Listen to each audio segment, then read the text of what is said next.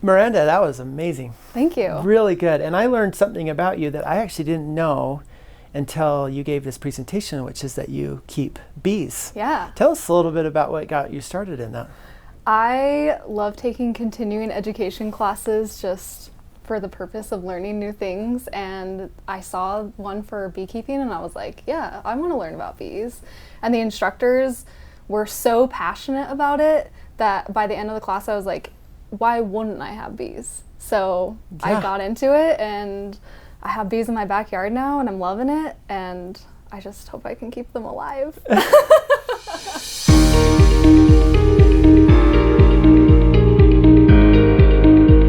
That's amazing. Yeah. And you're an occupational therapist, Yeah. which I must admit, I think many of us know that there's such a thing as occupational therapists. But you said that you made this really wonderful analogy between different types of bees and different types of therapists. Could you elaborate on that a little bit? Yeah, so the point was kind of that, you know, we might not know all the subtypes of worker bees because it's not as common knowledge, and the idea is that worker bees actually play a really vital role for the health and survival of the hive. And similarly, occupational therapists, you know, people know that we exist, but I don't think a lot of people know what we do. But our role is really important in the role of the healthcare system and safety and participation of patients. Mm-hmm. Yeah. So tell us a little bit about what you are doing. What is your day-to-day work life, and what are the kinds of things that you're helping us accomplish?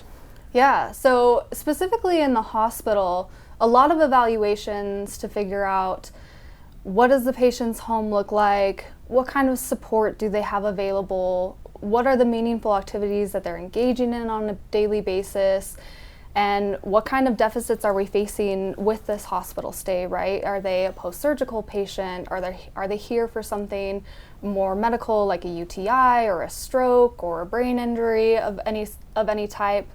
And we want to get people up, engage them in the activities that they enjoy, and we're analyzing how they perform so that we can determine if home is a safe option. A huge part of our role is determining discharge plan. So can they go home? Do they need support? Do we need more therapy? Or is it more appropriate that they go to a rehab facility of any type? I really appreciate that because as a surgeon, I will look at the things that I'm interested in post-operatively, but a lot of that really doesn't specifically have to do with their safety in going home. We will rely on the occupational therapists and physical therapists to say, yes, that's appropriate, or actually, we need another day in the hospital, or maybe they really ought to go to a facility for some rehabilitation. Yeah, totally. How often are you involved in going into people's homes as a part of the home health? Because that came up in our discussion. Yeah, so me specifically, I don't do any home health, but there are a lot of occupational therapists that do home health. And part of my role in the hospital is referring to additional occupational therapy within the home. And the idea is that they can read my notes and kind of see what things I'm seeing that I'm concerned about, and then they can actually practice those things within the home, because there's only so much that I can do in the hospital to kind of simulate a home setup, but actually seeing somebody within their own environment is a totally different story. Yeah. Steve Schiss, one of the nurse practitioners now and home health experts, highlighted that where if they're able to go home and work with home health and have an occupational therapist continue what you've started in the hospital, that's a much better way for healing and for them to be back to regular life than if we have to spend a lot of time at a skilled nursing facility, which we have great skilled nursing facilities and rehab centers in the community, but if we can get them home, is that something that you've seen or agree with? Yeah, I mean, anytime that we can get a patient home, that's our goal. That's the patient's goal. Like, that's seriously everyone's goal. And I think that people just do better in their own environment.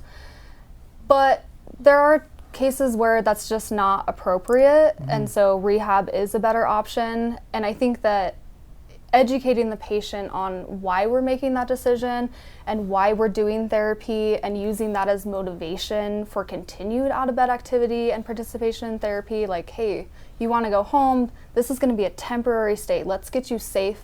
Let's make sure that when you do go home that you're not going to be coming back to the hospital for something like a fall. Right. Yeah. I love that. Talk to us a little bit about family members. How do they get involved in this? How can they help? What is your role with engaging the family in helping the patient get home? Yeah. So having family members present during the session is really important. If I can call ahead of time and be like, hey, I'm going to be working with so-and-so today. Would you mind coming into the hospital? That's super, super helpful. I like to teach family how to enable patients to be more independent rather than just doing tasks for them, because family is so wonderful and we just want to take care of each other, and oftentimes that comes across as, well, let me just do this for you, let me put on your socks and shoes for you because I'm such a great family member.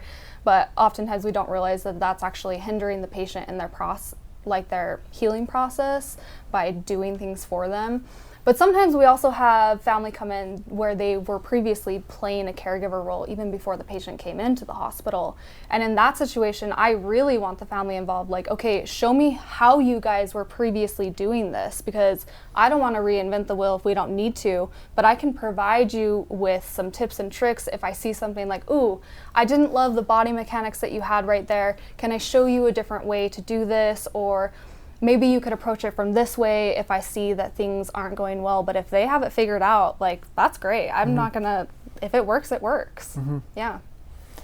Thank you so much for presenting. That was wonderful. Thank you. And we look forward to hopefully hearing from you again. Perfect. Love it. Thank you.